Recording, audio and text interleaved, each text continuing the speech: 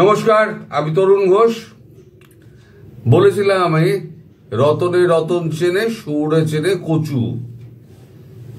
এই যে আমাদের যতই পাল্টি খাওয়ার চেষ্টা করুক আমাদের বাংলাদেশের সেনাপ্রধান ওয়াকারুজ্জামান, তিনি একেবারে হাতে পায়ে ধরে তিনি শেখ হাসিনার সঙ্গে ফোনে কথা বললেন। কি yes madam, yes madam, yes yes yes sir, yes sir হলো। তারপরেতে শেখ হাসিনা বললেন, যা করবা বুঝে করবা, ভবিষ্যৎ বুঝে করবা। তা ভালো কথা। তারপর আমরা ভেবেছিলাম হয়তো কিছুটা পরিস্থিতি পাল্টাতে পারে, কিন্তু কালকে যে ঘটনা ঘটলো খাগড়াঝড়িতে, সেনা এবং বিজিবি দুজনে একত্রে গুলি চালিয়ে একেবারে বেশ কয়েকজনকে মেরে দিল। মানে গুলি মানে একেবারে মানে রাউন্ডের পর রাউন্ড গুলি চলেছে। আমি তো ভিডিও দেখলাম। এখন সে রক্তাক্ত লাশের ভিডিও তো আর ইউটিউবে দেওয়া যাবে না, ইউটিউবে দিলে ইউটিউবে অ্যাপ্রুভ করবে না।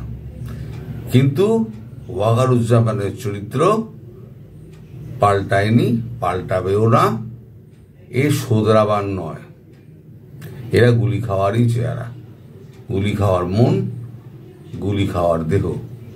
তো যাই হোক, ঘটনার সূত্রপাত যেটা হচ্ছে, যেটা শুনতে পাওয়া গেল, একটি পাহাড়ি মেয়েকে ধর্ষণ করা নিয়ে, সে নিয়ে উত্তেজনা।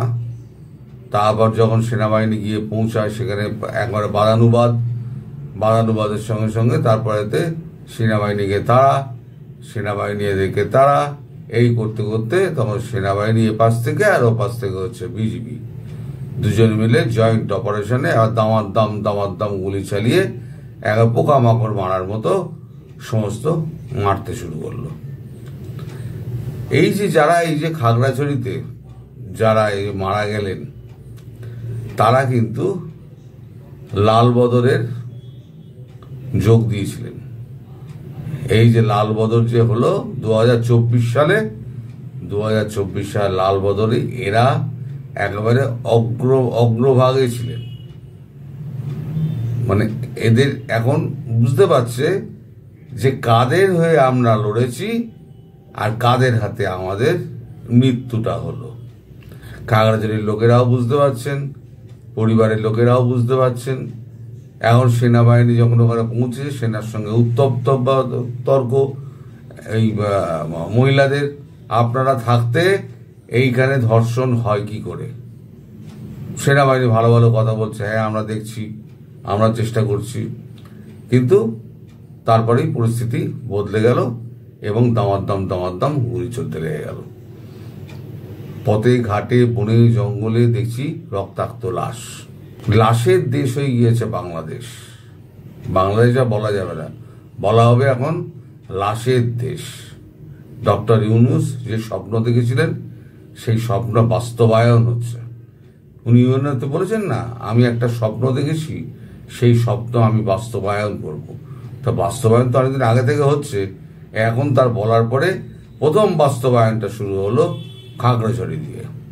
আর একটা মত ঘুরে বেড়াচ্ছে বাজারে, সেটা হচ্ছে যে এই যে মার্কিন সৈন্য যারা এসছে তাদেরকে একটা মানে খাগড়াছড়ির ওই অঞ্চলে একটা জায়গা করে দেওয়ার জন্য এরা এমন একটা হত্যালীলা চালালো, একটা ভয়ের একটা তৈরি করলো, পরিবেশ তৈরি করলো, যাতে এখানকার লোক ভয়ে পালিয়ে যায়, তাহলে দখল করতে সুবিধা হবে। এই যে তত্ত্ব যেটা ঘুরে বেড়াচ্ছে, এই তত্ত্ব কিন্তু অনেকটা কিন্তু মানে নির্ভরশীল, যে ওখানে আমেরিকান বেস ওখানে চাই। এখন ট্রাম্প বাবু যেটা মাথায় ঢুকেছে, ট্রাম্প বাবু তো মাথা থেকে সহজে বেরোবে না, ডান্ডার বাড়ি না খাওয়া পর্যন্ত বেরোবে না। এই যে আমি সকালবেলা যে খবরটা করলাম, সেই খবরটার লিঙ্ক আবার দিয়ে দিচ্ছি নিচে, সেটা দেখে নেবেন একবার, যে ভারত 300% ম্যাকডোনাল্ডের ওপরে ট্যারিফ চাপিয়ে দিয়েছে। বাকি যেগুলো আছে লাইনে, সেগুলো পরপর চলবে। তার মানে একের পর এক ট্রাম্প যেমন চাপ দিচ্ছেন, মোদিজি পাল্টা চাপ দিচ্ছেন।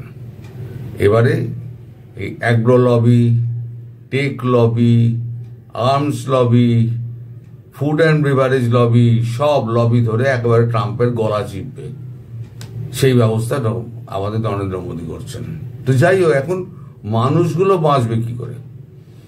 এই যে এত গরিব মসি, আমি নিজেও মাঝে মাঝে, আপনারা যে আমার উপরে রেগে যান, আমিও কিন্তু সরকারের উপরে আমিও মাঝে মাঝে রেগে যাই, যে এত গরিব মসি করলে চলবে কি করে?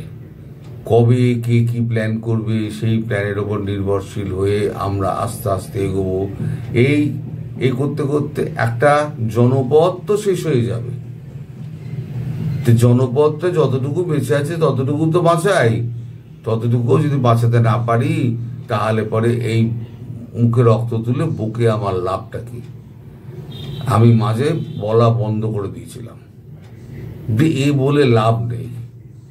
এই ভারতের এই অপেক্ষা দেখতে দেখতে দেখতে দেখতে আমি তো বিরক্ত হয়েছি, আমার থেকে বেশি বিরক্ত আপনারা হয়েছেন। আপনাদের মর্ম ব্যথা, আপনাদের যন্ত্রণা আমি অংশীদার, কিন্তু আমি তো সরকার না। আমি বলতে পারি, যে খবরগুলো আসে সেই খবরগুলোর বেসিসেই বলতে পারি। সেই খবরটা যদি আবার পাল্টে যায়, পারিপার্শ্বিক পরিস্থিতির চাপে যদি পাল্টে যায়, তাহলে আমি তো আর খবরটা পাল্টাতে পারবো না। আমি এটা বিশ্লেষণ করি, যে অবস্থা, বর্তমান অবস্থার উপরে এটা বিশ্লেষণ করে একটা খবর করলাম। এখন যখন পরিস্থিতি পাল্টে যাচ্ছে, তখন আমার খবর তো আর আগে ছেড়ে দিয়েছি, সেটা তো আর পাল্টানো যাচ্ছে না। আপনারা তখন প্রশ্ন করেন, এই তো আপনি তো মার্চ বলেছিলেন, এই তো আপনি সেপ্টেম্বর বলেছিলেন, এই জন্য এখন আর আমি কোনো এই কথা বলি না। যা আছে তাই থাকুক। এর মধ্যে আবার একটা কি ঠিক হয়েছে, সেটা হচ্ছে বাংলাদেশ যে একটা উগ্রপন্থী সংগঠনে একটা পরিণত হয়েছে, সেটা উগ্রপন্থী সংগঠন একেবারে পাকাপোক্ত, তার একটা নিদর্শন পাওয়া গেল পাকিস্তানে টিটিপির হাতে। টিটিপির সঙ্গে পাকিস্তান সেনাবাহিনীর যে গুলি বিনিময় হলো, সেখানে 17 জন টিটিপি মারা গেছিল। এই 17 জন টিটিপির মধ্যে একজন বাংলাদেশি আছে। তিনি টিটিপির হয়ে তিনি লড়তে গেছিলেন পাকিস্তানে। তার এবার বাংলাদেশের গায়ে একটা ছাপ পড়ে গেল, টেরোরিস্টের ছাপ পড়ে গেল। এই বাংলাদেশে টেরোরিস্ট আছে, সেই টেরোরিস্টটা এখান থেকে পাকিস্তানে যাচ্ছে, যার জন্য পাকিস্তান এখানে ব্যাপারটা সেরামই দাঁড়াবে আর কি। পাকিস্তান ওই কারণেই ভিসা মুক্ত করে দিয়েছে। ওই জন্য তোমরা এসে এদের সঙ্গে যোগ দাও, টেরোরিস্ট তোমরা হয়ে যাও, তোমরাও বাংলাদেশকে জ্বালাও, লাশের দেশকে তোমরাও জ্বালাও। আমি ভিডিওটা লাস্টে জুড়ে দিচ্ছি, এটা জিও টিভির ভিডিও নিউজ, দেখলেই আপনারা বুঝতে পারেন। জিও টিভি সব থেকে ওদের যে দামি চ্যানেল জিও টিভি, তার নিউজটা দেখিয়ে আমি ভিডিওটা এখানে শেষ করছি। সবাই সুস্থ থাকবেন, সাবধানে থাকবেন, ভালো থাকবেন এবং ষষ্ঠীর শুভেচ্ছা নেবেন। নমস্कार। करक के इलाके थाना शाह सलीम दरशाखेल में सिक्योरिटी फोर्सेस की कार्रवाई में मुतादिद दहशतगर्द हलाक कर दिए गए। हलाक दहशतगर्दों में से एक की शनाख्त बांग्लादेशी शहरी के तौर पर हुई है। उसके कब्जे से बांग्लादेश का शनाख्ती कार्ड, करेंसी और दीगर सामान बरामद हुआ है। इस पर मजीद क्या डिटेल्स हैं, जानेंगे जियो न्यूज के नुमाइंदे काजी फजलुल्लाह से। जी काजी फजलुल्लाह। जी, ये सुबह खैबर पख्तूनख्वा की जनूब जिला करक में गुज़श्ता 2 रोज कबल यानी 26 और 27 सितंबर के दरमियानी शब को सिक्योरिटी फोर्सेज ने दहशतगर्दों के खिलाफ बड़े पैमाने पर ऑपरेशन किया और इस दौरान 17 दहशतगर्द मारे गए और 3 सिक्योरिटी एहलकार जख्मी भी हुए। गुज़श्ता रोज जब क्लियरेंस ऑपरेशन शुरू कर दी फोर्सेज ने, तो इसमें अहम पेशरफ्त ये आई कि 17 दहशतगर्दों की डेड बॉडीज वो रिकवर की गई और उसमें एक बांग्लादेश से ताल्लुक रखने वाले एक दहशतगर्द भी शामिल थी। और हलाक होने वाले बांग्लादेशी दहशतगर्दी से बांग्लादेशी शनाख्ती कार्ड, करेंसी और दीगर जरूरी सामान बरामद कर लिया गया। दूसरी जानिब तहकीकाती हुकाम का ये भी कहना है कि इससे कबल कार्रवाइयों में भी 2 से 3 बंगाली शहरी दहशतगर्द भी मारे जा चुके हैं, जो मुबैना तौर पर तबलीगी सरगर्मियों के लिए अफगानिस्तान गए थे, ताहम शिदत पसंद ग्रुपों ने इन्हें अपने नेटवर्क में शामिल कर लिया था। ये भी तहकीकाती टीम का कहना है कि चंद माह कबल पाकिस्तानी इंटेलिजेंस मालूमात की बुनियाद पर बांग्लादेशी हुकाम ने 2 अफराद को, अपने 2 दहशतगर्दों को गिरफ्तार किया था, जो शिदत पसंद ग्रुपों के लिए लोगों को तैयार करके